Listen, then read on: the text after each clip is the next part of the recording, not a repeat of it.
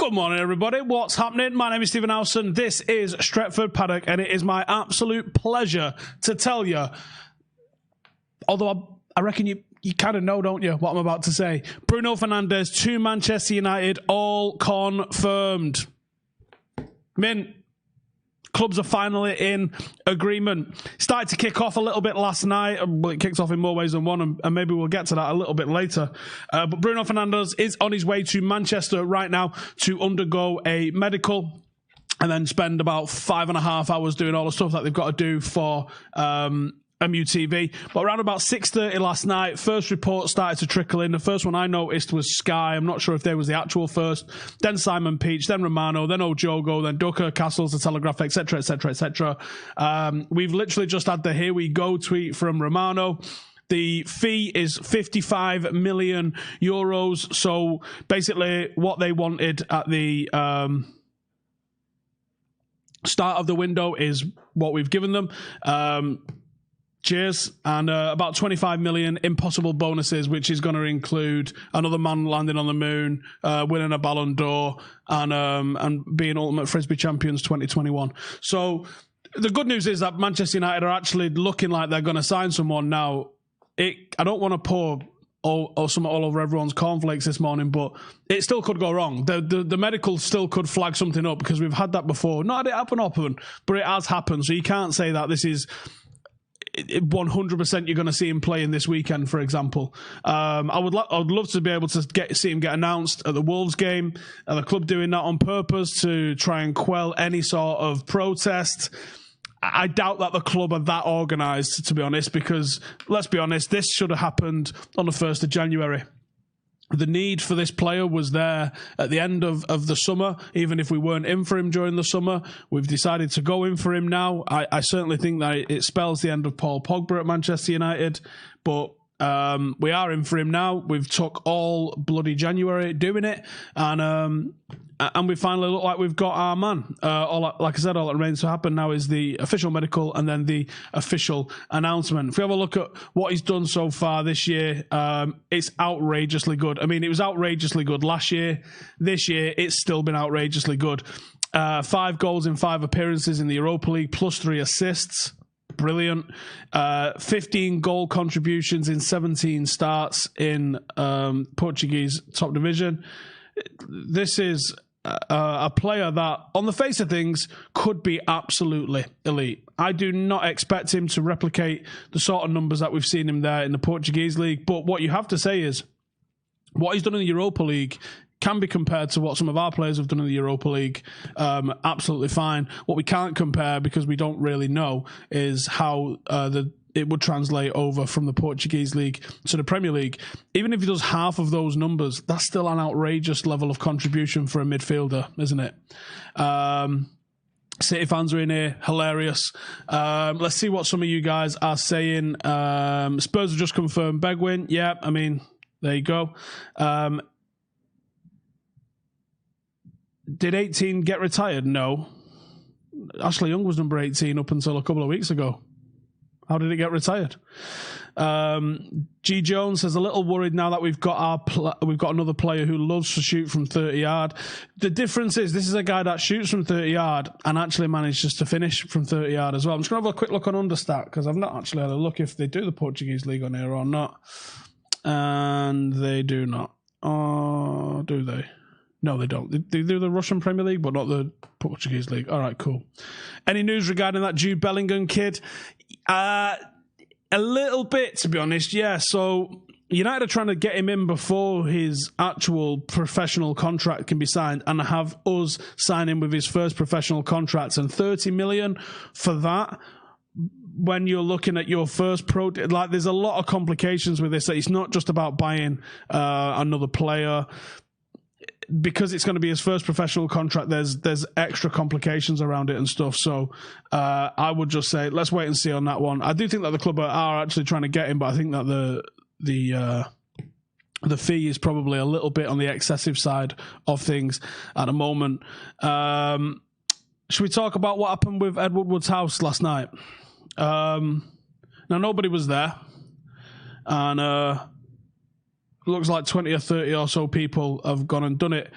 what I'm seeing online is a lot of people not sure if this was real or staged. That's what a lot of people are saying. Me, I have no idea either way, to be honest. I wasn't there, I wasn't involved, so I can't really tell you what the script is. What I will say is, it's very suspicious timing. With Ed hiring Neil Ashton as his PR guy, for starters, that's the biggest own goal that the Glazers have ever had, to be honest, is allowing him to hire a PR guy. Do you know why you need a PR guy? Because you're not doing your job effectively. If you're trying to change the narrative, it's because the narrative is negative about you. Well, the narrative is negative about you because you're not doing your job. You're not doing the job. If you was doing the job, there wouldn't be this negativity. Why do we know your name? Why are you the most written about CEO in world football? I shouldn't even know your name. I should just see signings coming in and be like buzzing. The fact that we even know your name, the fact that you make more headlines than probably every other football manager, apart from Solskjaer in the country, and every other CEO combined. Who's the CEO at Bournemouth? Yeah, me either. Do you know what I mean? Why do we even know who it is? And people saying they're not true United fans. No, they are, though. I hate the way when anything happens bad and goes, they're not fans. No, they are fans.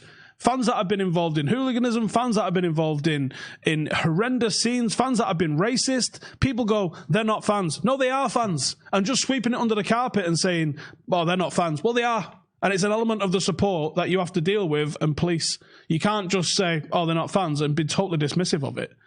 They are fans. Simple as. Now, I don't necessarily agree with what they were doing, but, they're fans. It's madness. Let's have a look at some of the comments then about Bruno. Is anyone thinking this isn't going to work? Is anyone thinking it's going to flop? Is anyone thinking that? Is everyone thinking they're going to be happy days? Let's have a look. I did see a comment here, I thought. Bruno, McTominay, Pogba and Fred. Not a bad midfield. Yeah, but we're only going to see Pogba for at most 4 months, I think. I know Pogba will go in the summer, but if we can fit Bruno and Pogba in the same team this season, especially in the bigger games when we need to... What? Can we fit Bruno and Pogba in the same team, especially in the big game? Probably not, no. Not when you need to go thingy. A bit more defensive. Yeah, it looks like Rojo is on his way to Estudiantes as well at the moment on loan. I'm surprised at that, to be honest. I don't know what the crack is with wages. I can't imagine anybody's bothering to see if Estudiantes can pay his wages or if we're just letting him go and paying the wages. Any news on the PSG guy coming to United? None, except that I did a little bit of reading up on him because I've never heard of him. So I did a little bit of reading up on him and there's some horrendous quotes. The Patrick Kluivert quote strikes me. The Patrick Kluivert quote coming out and saying, this guy doesn't know football, it's all business. You're like, fucking great. That's exactly what we need, isn't it? Beans on Toast says, I think Bruno will change a lot, but still with people like Andreas, we need to get rid of Deadwood. Yeah, there's still a lot of that we need to get rid of, undoubtedly. A few people in the comments thinking it was a PR stunt by Woodward. Do I reckon we'll sign another midfielder? Considering that we've been... I think this broke on 3 Fridays ago? Whichever the first transfer review that we did, it hadn't broken about anything with it. So, yeah. I think what's suspicious is... I think what's extremely suspicious is anybody who knows how football fans feel about the Sun. The fact that the Sun had the exclusive on this. They had a photographer at the scene. Neil Ashton used to work for the Sun. The Sun, under Custis, have been putting out these extremely positive Woodward pieces. Does that not strike anybody as odd? Now, I'm not saying it was a blag. I'm just saying that's odd, isn't it? Because it is. Let's be honest. The timing of all this lot, and I find this one fascinating as well. Woodward, at some point last year, said, I'm not involved in negotiations, just trying to distance himself from the shit. And then last night, The Express, I tweeted about it and said, like, how about relax on the PR stuff because this is just too obvious now. Ed Woodward played a huge role in agreeing Bruno Fernandes transfer to United. You can't have it both ways, Ed. You can't say I negotiate the transfers on one hand and I don't negotiate the transfers when no one's giving you the praise. You can't have it both ways. You either are the guy that negotiates transfers and probably gets it wrong as much as he gets it right, if not way more. And then when it goes right, say, I am the guy. Don't work like that.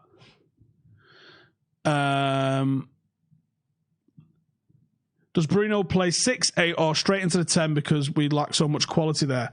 This is very interesting. Because we're so bad in the number 10 area, you can see a need for him. I think he's a number 8. I think he's a number 8 in a midfield 3. Now, the astute amongst you will notice that we don't play a midfield 3. We play a 2 and a 10, don't we? So how the hell does that fit in? I don't know if that means a change in system. I don't know. I think he could also play that deep line 6. Do you know when we play a smaller team that we struggle to break down? Play him in the 6. But he plays in both the 8 and the 10 for Sporting. And he's played in the 8 and the 10. And also right midfield as well for Portugal. So there's a number of positions he could fulfill. But I would think you get the best out of him. And I would love to see him on one side and Pogba on the other side with a real combative midfielder, possibly McTominay behind them by the end of the season. I think that'd be pretty good.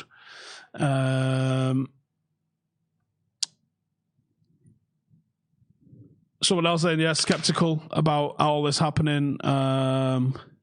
We need one more signing. We need 5 more signings, to be honest with you. Bruno is a tenacious 8 who tends to drift to the right, says Jeffrey. Can't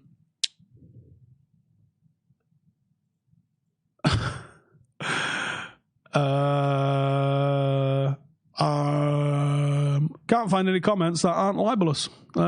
Struggling. Any news on Sanderberg? Yeah, he didn't come to United for a medical. There's the news on that. He didn't, did he? So there you go.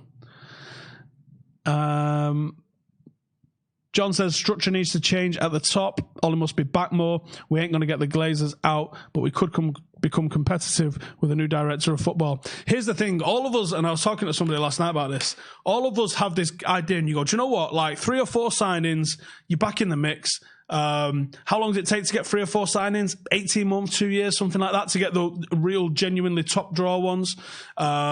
We've been doing a little bit of research here over the last couple of days, looking at how long good teams get to be put together and how long those signings take and how long those jigsaw pieces take to get put into place and stuff like that. And on average, you're looking at 4.5 to 5 years. Everybody at United currently has only been there 2.5 years. So there's still a lot of growth to be had in this team and there's still a lot of players that you need to bring in that are going to make a massive difference to that. The fact that you think it takes all that time to do, well, it does take all that time to do, but the fact that we can look at that and go, okay, so we do this and in a couple of years we should be right? But that's on the basis of competent recruitment and that's on the basis of everybody pulling in the same direction. And I have my doubts that we're all pulling in the same direction. I really do. Realistic critic with the most unrealistic comment of the day. Let's have a look at this. We need a Koulibaly now and Sancho and Mbappe. Okay, mate. I'll just say okay, mate. Where's the rest of them comments gone? Let's have a look. Did I hear the reporter question Ollie after he said Sanchez would prove everyone wrong? Yeah, I don't know if that was a joke that didn't go down right, but that's just... You can't defend that, can you? Vlad says Bruno ain't coming, bro.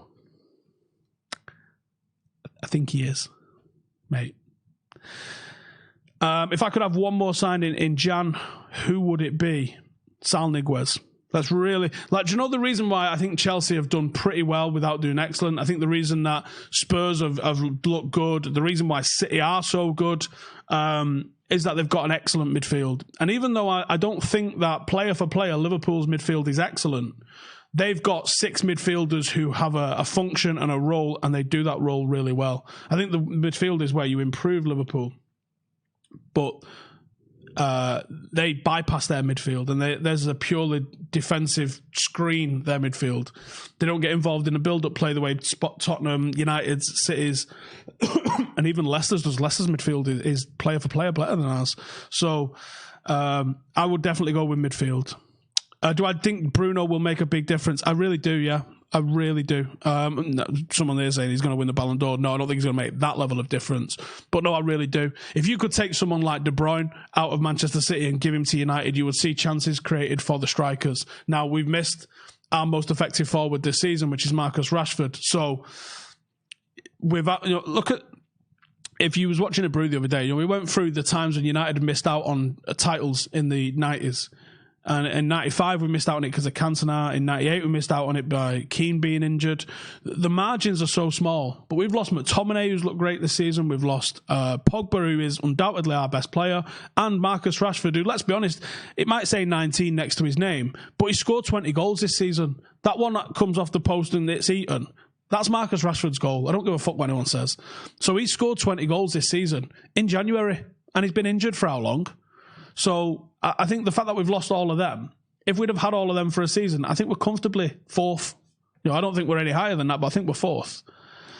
John says Alexis can't be sold because of contracts and wages. Yeah, I think we're absolutely flapping trying to get rid of him because he's on the most outrageous wage that the world's ever seen.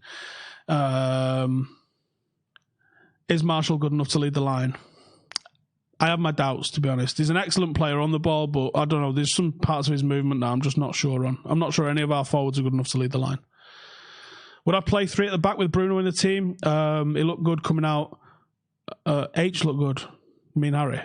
I'm assuming that means Harry, yeah. Look good playing out of defence. Yeah, he does. I like a back three, and I do wonder if the back three has been because of that one.